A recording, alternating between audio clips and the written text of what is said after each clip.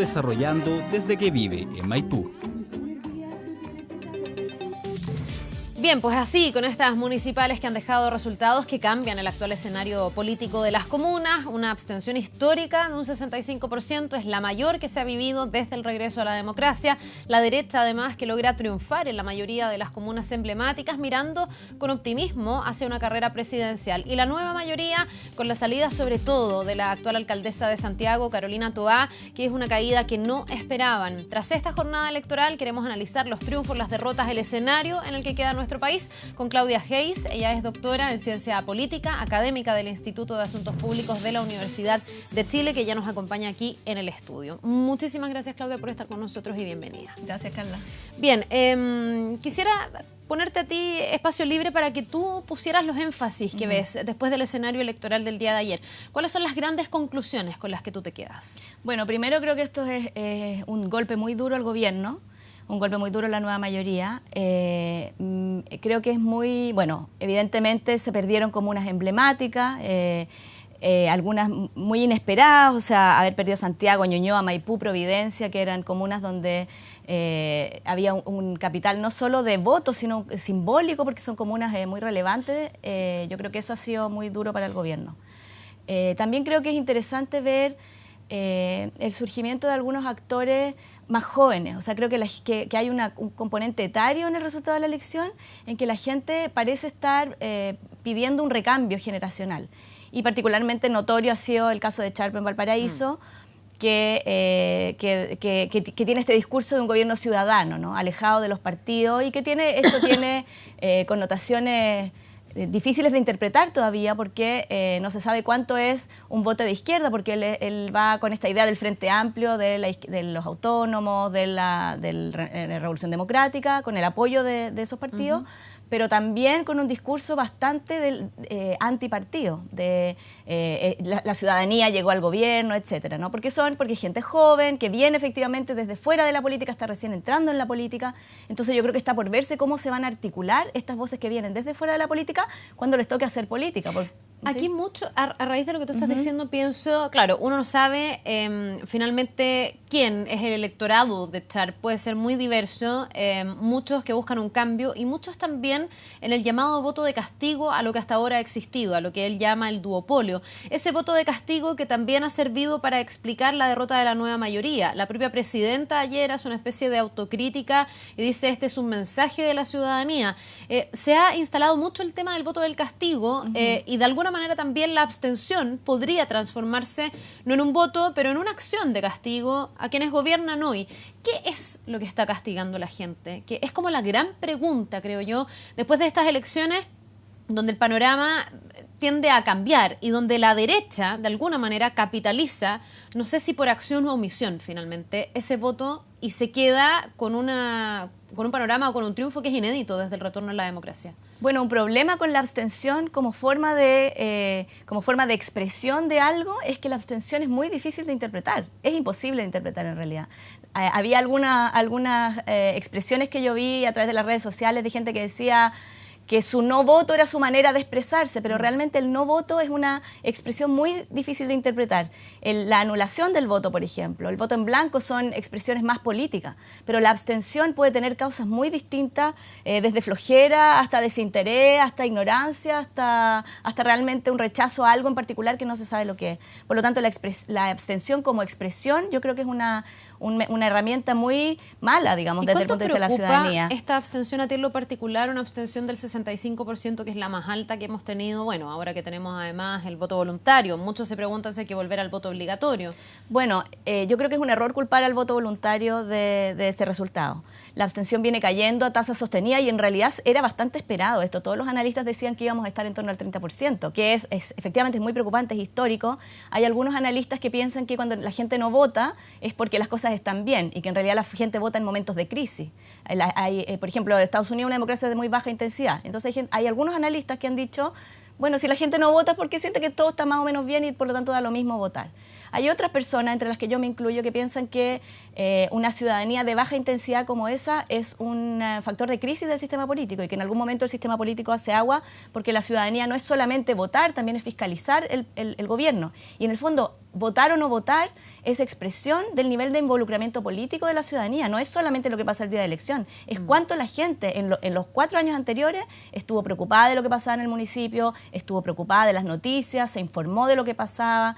Es decir, yo creo que más allá del voto o no voto, el tema es un tema de involucramiento cívico y eso yo creo que se ha debilitado mucho en Chile. ¿Qué riesgo supone el que esto se debilite? Porque también se ha ido como naturalizando de alguna manera la abstención. El umbral que se había dicho o esbozado antes de esto, que era a lo mejor bien pesimista ya y que fue superado, se hablaba de un 40% de participación. Vemos que eso no se cumplió, un 35%, pero temo que el análisis se ajuste a la baja y se diga, por ejemplo, eso que se lo he escuchado a algunos analistas, que en realidad esto no pone en jaque la legitimidad, que hay democracias muy sanas, donde las instituciones funcionan muy bien, como Estados Unidos, donde este tipo de elecciones o las equivalentes tienen un 20%, por ejemplo, de participación. Es como la idea de que las instituciones pueden funcionar como sin la ciudadanía. Una idea como que se ha hablado de democracia sin demos, ¿no? Las instituciones funcionan bien, tienen la legitimidad legal de haber pasado por este proceso formal de las elecciones, pero en realidad al final como que entre élites se arreglan y lo que importa es que haya contrapesos institucionales de manera horizontal, que funcione la Contraloría respecto del gobierno, el Congreso respecto del Ejecutivo, sin un contacto realmente con la ciudadanía. Yo creo que esa idea es equivocada porque yo creo que el distanciamiento de la sociedad respecto de las instituciones genera una falta de legitimidad en el funcionamiento de las instituciones que finalmente se expresa en manifestaciones no institucionalizadas de descontento o de expresión popular. Cuando las instituciones se alejan demasiado de la ciudadanía, no existen canales que transformen las preferencias de la gente en políticas públicas. Yo creo que eso es lo que está ocurriendo en Chile y eso tiene que ver con, yo creo, problemas institucionales, con la Constitución del 80, con muchos años de sistema binominal donde se sabía de antemano que el resultado iba a ser uno por lado y por lo tanto no había para qué votar.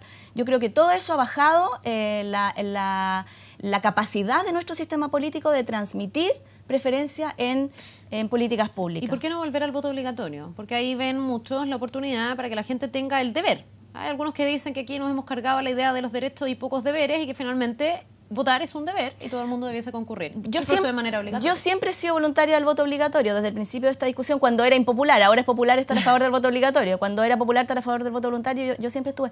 Pero creo que esa es una discusión errada, que eso es como buscar soluciones fáciles. O sea, si bien yo estoy a favor del voto obligatorio, creo que no se trata de, la gente no va a votar, pongamos voto obligatorio. Es como resolver por secretaría el problema. El problema es mucho más profundo y me sorprendió en realidad la presidenta Bachelet porque tiene un diagnóstico muy claro. La presidenta dijo, tenemos problemas graves de probidad, tenemos problemas de renovación de los candidatos. La gente quiere candidatos nuevos, quiere gente joven en política, quiere los temas de corrupción sin duda que afectaron en la baja electoral del PPD, estoy segura que tiene que ver con los temas de financiamiento de la política. Y también dijo la presidenta, la gente quiere propuestas, ideas. Ella sabe entonces lo que está pasando, sin embargo no tiene capacidad de enfrentar esas 3 dimensiones que yo efectivamente creo que son las dimensiones. Me parece interesante lo que tú dices, porque tú dices, la presidenta está haciendo un buen diagnóstico, eso es lo que está detrás, pero también hemos visto a la presidenta y a este gobierno impulsando medidas claras para tratar de solucionar o ponernos al día en estándares que sean más exigentes en materia de probidad, por ejemplo, de cortar el financiamiento irregular de la política, pero eso no le rinde finalmente a la presidenta, a su gobierno, a su coalición, a la nueva mayoría en estas elecciones municipales. ¿Por qué no ha sido suficiente? ¿Cuál es el mensaje de los chilenos al gobierno? La presidenta dijo que iba a estar muy atento. Tú me dices que recoge bien el mensaje, pero ¿por qué se produce esta disintonía? Bueno, eso es muy interesante. Yo escuchaba ahora las reacciones de la derecha son, esto es un voto de castigo al gobierno por tratar de cambiarlo todo, por llevar una agenda de reforma, de hacer todo de nuevo y de hacer un reformismo extremo, ¿no? Desde la izquierda se dice esto es un castigo por no haber hecho suficientes reformas, ¿no? La gente quiere cambio, quiere una nueva constitución, entonces la interpretación es radicalmente distinta. Ahora, yo creo que las reformas van en la dirección correcta, yo creo que sí la gente quiere más transparencia en la política, creo que las propuestas de la Comisión Engel son las propuestas apropiadas para regular el financiamiento de la política, etcétera. Pero es cierto también que ha habido desprolijidades, que ha habido cosas no bien hechas, el tema del padrón ahora en el CERVEL sin duda afectó.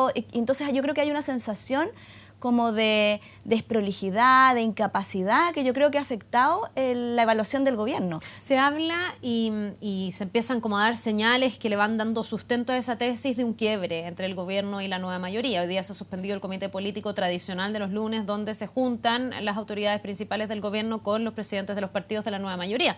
Eso hoy día ha quedado suspendido. Ayer los presidentes de partido de la nueva mayoría estaban invitados a La Moneda, no fue ni uno solo a saludar a la presidenta y en el fondo a dar esta señal de unidad que se quería impulsar desde el Palacio de la Moneda.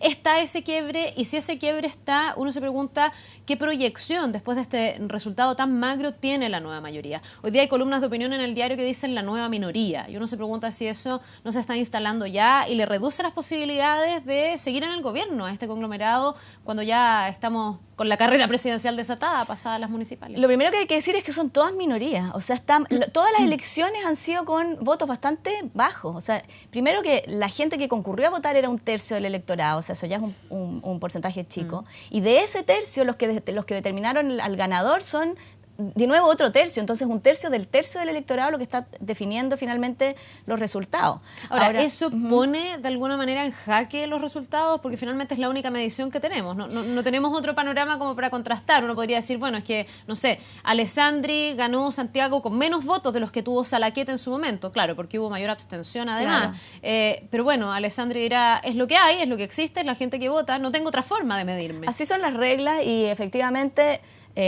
yo creo que así son las reglas y el ganador es el ganador. Sin embargo, yo creo que el número de votos es importante porque es lo que determina el capital político que tiene la persona electa para hacer sus políticas, digamos.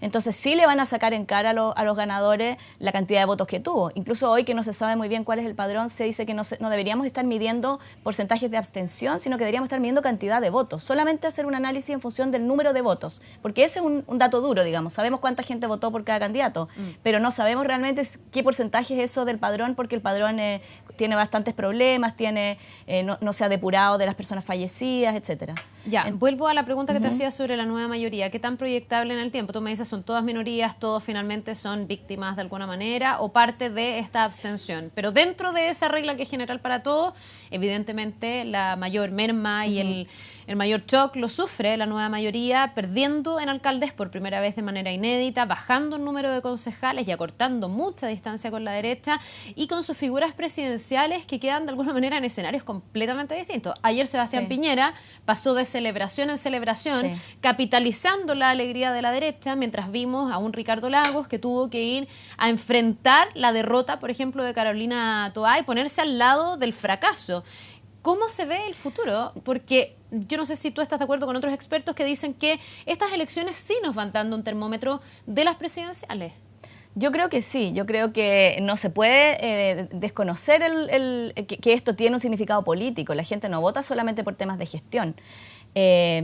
Pero efectivamente yo creo que esto es un remesón mayor para la nueva mayoría y es posible que algunos sectores de la nueva mayoría busquen aliarse con este grupo que viene en auge, digamos, que son los sectores a la izquierda de la nueva mayoría y que son sectores que tienen un discurso ciudadano, un discurso como que tiene un dejo de este discurso antipolítico que a mí me parece preocupante. O sea, yo creo que sería importante que la nueva mayoría entienda la agenda política, porque Sharp es un candidato que llamaba a soñar, que tenía un proyecto político, o sea, yo creo que la nueva mayoría tiene que reconocer que llevar, por ejemplo, a DJ Méndez de candidato fue un error grande. La gente no premia necesariamente, si bien en otras comunas han ganado candidatos faranduleros. Ganó Katy Barriga, René de la Vega, algunos lo ponían como en la misma línea de DJ Méndez. Yo no sé, y no me gusta mucho el prejuicio, porque tengo que Katy Barriga como core ha hecho gestión, que gente destaca, ha hecho trabajo político. René de la Vega es una persona con profesión, con título, a veces incluso tiene más currículum que algunos políticos que están hace tiempo en la política chilena. No me gusta el prejuicio, pero de todas maneras te iba a decir eso. El contrapunto de Méndez es que hay otras personas ligadas al mundo del espectáculo que también ganaron. Pero yo creo que ahí los partidos tienen que hacer un análisis de más largo plazo. Puede que estratégicamente en una elección puntual sea a grito y plata poner un candidato famoso, pero yo creo que en el mediano plazo el electorado premia proyectos políticos, premia ideas políticas. Y yo creo que eso la nueva mayoría debiera recogerlo y la nueva mayoría ha sido débil en eso en el último tiempo. Te iba a preguntar, porque me queda dando vueltas el tema de la abstención, si hay alguien a quien le sirva esta abstención. Porque también yo te hablaba de cierta naturalización. Ayer leí, hoy día muy temprano, ya no me acuerdo, declaraciones de Ignacio Walker, por ejemplo, que insiste con ser candidato presidencial de la democracia cristiana, y él dice, en este escenario una primaria no tiene sentido. Entonces se empieza como a poner en jaque el tema de las primarias. Me imagino que esto podría ser un argumento, por ejemplo, para evitar las primarias que en años anteriores eran la panacea de la política, Claro. porque sin primarias tú no legitimabas, y hoy día vemos que hay candidatos que están optando o apostando a una primera vuelta, y la abstención sirve para ese Claro, escenario. de nuevo yo creo que es como pan para hoy, hambre para mañana. O sea, es posible que con calculadora en mano la gente diga, bueno, si no votan me conviene a mí. Yo creo que en esta vuelta le convino a la derecha, le convino a la candidatura eventual de Piñera. Yo creo que efectivamente el escenario de la próxima elección con este resultado se vuelve mucho más favorable para la derecha. Pero perdón, ahí yo tengo una duda. ¿Es que siempre la abstención se ha demostrado que le conviene a la derecha, o es que en este escenario le convino a la derecha? Porque también uno tendería a pensar, al menos es lo que yo creo, que el voto de izquierda es más movilizado que el voto de derecha. Entonces, ¿por qué se presume que el que se queda en su casa es el de izquierda y no de derecha? No siempre. Para Sharp la gente se movilizó. En la elección de la reina, la gente realmente decía, da lo mismo para votar por ese candidato que... Y perdió el alcalde demócrata cristiano. Iba dividido también. Y también iba dividido. Pero yo creo que, en general, o sea, los trabajos empíricos en términos gruesos muestran que en general el voto voluntario beneficia, o sea, hace que vaya a votar más gente educada y de mayores ingresos. Generalmente eso beneficia a la derecha, pero no necesariamente. Lo que sí, gente más educada y de mayores ingresos tiende a votar más que gente pobre y gente menos educada. Pero efectivamente en las elecciones caso a caso se dan de repente, si no es que eso sea una regla que se cumpla al 100% de los casos. Hay excepciones, hay casos especiales. Lo que sí yo creo es que la gente va a votar cuando hay algo en juego. Y mucha gente sintió que no había mucho en juego y por eso no fue a votar. Y en el caso de Sharp sí había algo en juego. Yo creo que la nueva mayoría en ese sentido está al debe en poner candidatos que representen más los anhelos de la gente, que representen más el anhelo de recambio generacional, de enfrentar de manera más radical el tema de la probidad. En el Congreso también quedaron muy aguadas las reformas de la Comisión Engel. Se podría haber hecho mucho más. Con este escenario de abstención, ¿se puede decir que Sebastián Piñera es el gran ganador, como lo señalan hoy día varios expertos en sus columnas de opinión, o también esto abre un grado de incertidumbre para la próxima presidencial que hace que todavía no podamos saberlo bien? Yo creo que la incertidumbre no ha desaparecido, y si miramos el número de votos están bastante empatadas las dos coaliciones. O sea, una cosa son estos casos emblemáticos y otra cosa es realmente la cantidad de votos, y yo creo que realmente se va a jugar mucho en cómo se articule la elección parlamentaria y la elección presidencial. Ya, tú dirías que no está todo escrito respecto de las presidenciales. Y con otras candidaturas y otros precandidatos, por ejemplo, Marco Enríquez Ominami, que tengo la impresión, yo no sé si porque lo afecta el tema judicial, recordemos que él fue formalizado 4 días antes, o porque hace mucho rato ya su proyecto político viene decayendo, pero si uno mira, el PRO no logra rendir lo que se esperaba y pareciera ser un fenómeno que ya pasó. Marisela Santibáñez, que era una de las cartas, no logra quedarse con la alcaldía en San Bernardo. Vemos a Patricia Morales en Santiago, que tampoco, o sea, uno no podría decir que Carolina Toá, por ejemplo, pierde por el factor de Patricia Morales porque la distancia es mucho mayor. ¿Cómo queda el PRO? ¿Cómo queda Marco Enríquez Ominami después de esta elección? Yo creo que él, venía desperfilándose ya desde hace algún tiempo. Él surgió como una candidatura un poco como lo que está representando hoy día, yo creo, la izquierda autónoma, el movimiento autonomista y Revolución Democrática. Era el cambio. Claro, era el cambio, era la juventud, era lo que venía desde fuera de la política. Sin embargo, estos otros grupos, podríamos decirlo, lo sobrepasaron por la izquierda y lo dejaron mucho más anclado al establishment, mucho más vinculado a una política quizá más tradicional, y yo creo que efectivamente lo golpearon mucho estos escándalos, y también lo golpeó, yo creo, su propuesta política. Él no tenía una propuesta política tan clara en su campaña presidencial, jugó un poco con la ambigüedad. Yo creo que eso también le ha costado hoy día, jugó con la ambigüedad como entre izquierda y derecha, después se definió un poco más, pero yo creo que eso le ha costado en el sector al que él apela. ¿Qué pasa con Ricardo Lagos y con Alejandro Guillé, que son probablemente las dos figuras de la nueva mayoría mejor aspectadas según las encuestas, o al menos desde lo mediático, cuando también tenemos una Isabel Allende, que ha dicho que no depone su candidatura después de estas elecciones, cuando tenemos a José Miguel Insulza, que entre paréntesis ayer fue el único que llegó hasta el Palacio de la Moneda de los candidatos o precandidatos presidenciales? Sí. Muchos hablan de la soledad de la presidenta, también a lo mejor tú tienes un análisis al respecto. qué va a pasar en esta materia en la nueva mayoría, pensando en esa soledad que muchos señalan en el caso de la presidenta y pensando en que ya venía desatándose la carrera presidencial y pasadas estas elecciones municipales, el pato cojo se puede instalar rápidamente con un gobierno que está mal evaluado. El ministro Fernández, el ministro del Interior, había dicho que ayer íbamos a tener la gran encuesta, como despreciando un poco las encuestas que hablaban de un 15% de apoyo al gobierno. ¿Tú te acuerdas que él se reía de eso, del 15%? Y finalmente la encuesta fue peor que el 15%. Sí. No, yo creo que la nueva mayoría va a quedar muy desmoralizada con esto y le va a costar rearticularse.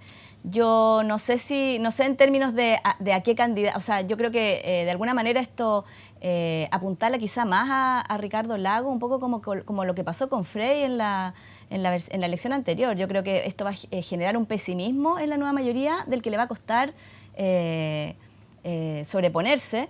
No tiene buenos candidatos realmente la nueva mayoría hoy día. Yo pienso que ninguno de los candidatos es un candidato que entusiasme mucho a la gente y tiene este problema de que mucho por lo menos alguna parte de su electorado se le va a ir hacia estos grupos nuevos que, como decía, son grupos que todavía no tienen un perfil político muy claro, que tienen un perfil más de rechazo que de propuesta, pero con los que va a tener que lidiar y seguramente algunos sectores de la nueva mayoría van a estar tentados a desprenderse de la nueva mayoría para irse hacia estos sectores que tienen más popularidad. Quiero hablar de esos sectores, que son los sectores que están desafiando al modelo, por decirlo de alguna manera, con la sorpresa que da Sharp en Valparaíso, pero también tú recién me decías que Marco Enríquez Ominami tal vez antes encarnaba lo que ahora encarna, por ejemplo, Sharp, con el apoyo de Boric, con también Jackson, que son figuras que han emergido además desde el movimiento social. ¿Cuál es la prueba para ese movimiento, para esos candidatos y para estas nuevas fuerzas y estos nuevos rostros que estamos viendo, para no convertirse en un fenómeno pasajero y para ir profundizando esta tercera vía, le dicen algunos por la izquierda? Porque Marco Enríquez Ominami en un corto tiempo, digamos, se termina cayendo. ¿Qué puede pasar? Uno se pregunta si el peso del duopolio no puede ser demasiado grande respecto de estas nuevas fuerzas, o si esas nuevas fuerzas tienen cómo meterse en serio a la disputa. No, yo creo que eso es así y está por verse. O sea, el triunfo de Sharp no garantiza que esto ya consolide una tercera fuerza en el sistema político. De hecho, es muy posible que pase esto porque ya lo vimos con Meo, ¿no? El desafío, yo creo, es construir alianzas. Se habla del Frente Amplio. Yo creo que la única forma de que estos grupos logren realmente entrar al sistema político es a través de un Frente Amplio, de coaliciones. Y eso significa negociar, significa transar. Digamos, a fuerza de puros principios no es posible formar coaliciones amplias, porque las coaliciones amplias implican unir gente que tiene posiciones distintas. Y eso no es entrar al establishment, porque también exactamente, eso es traicionar el principismo que caracteriza el movimiento social. El movimiento social es puro principio y nada de esta idea de hay que ser responsables, negociemos. Claro, pero eso no es institucionalizable. Eso permite lanzar propuestas a la agenda, hacer acciones de rechazo, pero no permite tener propuestas concretas para entrar con proyectos de ley, a negociar en el Congreso, a tener parlamentarios. La política, digamos, se construye de esto otro. Entonces, el desafío es ver si es posible que estos grupos se consoliden en el ámbito de la política, que es un ámbito de negociaciones, de transacciones, de formación de coaliciones, de alianzas estratégicas, cosas que el movimiento social rechaza, porque efectivamente hemos tenido mucho de eso y muy poco de lo otro, muy poco de la vinculación con la sociedad. Bueno, este fue uno de los grandes jaques de Meo, probablemente, cuando muchas veces estuvo como ahí en la decisión de si pactar o no con la nueva mayoría. Él ha optado hasta ahora por no hacerlo, porque probablemente para su electorado se vería muy mal un pacto con la nueva mayoría, pero esto también ha significado el desgaste. Entonces uno se pregunta hasta qué punto esta tercera vía puede mantenerse fuera de lo que se conoce como el establishment, o hasta qué punto se puede meter y desde adentro generar los cambios. Lo que pasa es que asociarse con la nueva mayoría, yo creo que efectivamente han tenido un diagnóstico acertado de no asociarse con la nueva mayoría, porque habrían perdido, digamos, su razón de ser. Serían nueva mayoría, serían un grupo más de la nueva mayoría. Yo creo que efectivamente desde fuera de la nueva mayoría el desafío es construir coaliciones amplias y programáticas, y con propuestas serias, tratar de generar capacidad de hacer esas propuestas, porque también es mucha gente joven, sin experiencia política. Yo creo que por ahí va el desafío, de generar propuestas contundentes, programáticas, y en el fondo no actuar como un factor de desarticulación del sistema político, que es lo que ha pasado muchas veces con estos grupos, sino como un factor que ayude a rearmar el sistema político que se está desintegrando, porque las democracias no funcionan sin partidos políticos y los partidos son el único canal viable de articulación entre demandas sociales e instituciones. ¿Es la derrota de Carolina Toá a tu juicio, digamos, la gran derrota de la nueva mayoría? Ayer el presidente Lagos decía que ella era la gran esperanza de los progresistas, de los amantes de la democracia. Es una de las figuras probablemente que tiene relaciones más expeditas con el laguismo y con el bacheletismo al mismo tiempo, cosa que hoy día cuesta bastante porque hay cierta como disputa. ¿Tú dirías que ese fue el golpe certero el día de ayer? ¿Es como el símbolo que uno podría tener de estas elecciones? Versus una Alessandri que también gana con un muy bajo perfil, pero con mucho trabajo de calle. Sí. Bueno, yo creo que ella tampoco hizo poco trabajo. Yo creo que Carolina Toá trabajó, o sea, no es que haya tenido una gestión desastrosa. Quizá, por ejemplo, en el caso de Josefa Errázuriz hay más crítica a su gestión que en el caso de Carolina Toá, mi impresión. Yo creo que a ella la golpeó mucho el tema de los escándalos financieros, y eso muestra lo importante que es el tema del financiamiento de la política, lo importante que es el tema de avanzar en las reformas de transparencia. O sea, muestra que la gente castiga la falta de probidad. Ahora, yo creo que es un golpe duro porque además Carolina Toá era una figura, digamos, no hay muertos en política, dicen, pero es una figura, es joven, es muy inteligente, es una figura que tiene proyección presidencial, yo creo, dentro de la nueva mayoría. Y yo creo que en ese sentido sí es un golpe muy fuerte para el futuro, para su propio futuro político. Ahora, para ella no es fácil la decisión. ¿Cómo se rearma en el equipo del laguismo? ¿Se pone Carolina Toá a trabajar por Ricardo Lagos presidente? ¿Se va al equipo de la presidenta Bachelet y ayuda a salir a flote de alguna manera al gobierno? ¿Se va para su casa y espera que todo esto pase? Es difícil, es una decisión difícil que va a hacer. No creo que se quede en su casa, yo creo que va a seguir trabajando por su partido y por su coalición. Pero lo que sí yo creo es que esto pone muy fuertemente el énfasis en el tema de la probidad. O sea, las encuestas muestran que entre el 2014 y el 2015 se produjo una abstención mayor, o sea, la desafección con los partidos y con el gobierno fue mayor en un año que en 10 años anteriores. Entre el 2004 y el 2014, la desafección aumentó la desafección a menor tasa que en el último año. Y eso claramente es resultado de los escándalos. O sea, teníamos una tendencia muy fuerte, pero los escándalos de financiamiento produjeron un boom de desafección y de crítica al gobierno, etcétera. Entonces yo creo que esto, si bien abrió una capacidad de legislar en el Congreso, esa capacidad no ha sido suficiente. Tuvimos un CERVEL que demostró que no tiene dientes para fiscalizar, para sancionar. O sea, yo creo que es necesario fortalecer mucho más la capacidad del CERVEL, a pesar de que ahora es un ente autónomo, etcétera. Esas cosas son buenas, pero yo creo que necesitamos ponerle mucho más atención a herramientas que garanticen que el sistema político funcione de manera equitativa, y eso implica reducir la influencia indebida del dinero en la política. Bien, pues Claudia, vamos a ver cómo se va profundizando esa mirada ética de la política que probablemente ha estado sobre el tapete y con el reproche de muchos ciudadanos, y que es uno de los factores que ha marcado esta elección sin duda. Y vamos a ver qué pasa de aquí en adelante, las proyecciones con la nueva mayoría, que está muy complicada, con el gobierno, que también lo está, y también con la derecha, a ver si logra capitalizar al punto de volver a la moneda. Muchísimas